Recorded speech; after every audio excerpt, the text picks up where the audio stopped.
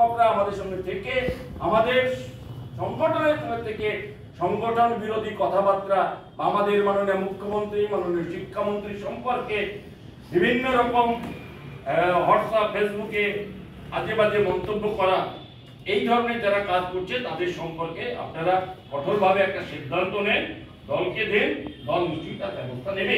আমরা তার সাথ দেবো, কোনো চিন্তা নাই। আমরা চাইবো দলটাকে আরো ভালো হোক, দল শ্রীবৃদ্ধি হোক, দলের সংগঠন মজবুত হোক।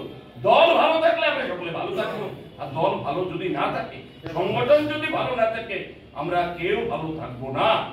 তাই আপনাদের সকলের কাছে করজোড়ে আবেদন করছি যে আপনারা সকলে যেভাবে দলটাকে উজ্জীবিত করবার চেষ্টা করবেন, আমরা সর্বতভাবে আপনাদের পাশে থেকে, আপনাদের সঙ্গে থেকে, আপনাদের সাথ দিয়ে এই সংগঠন শিক্ষক সংগঠনকে, শিক্ষকদের যে সংগঠন তৈরি হচ্ছে বা যেটা আছে তাকে আরো মজবুত করার লক্ষ্যে আমরা এগিয়ে যাব।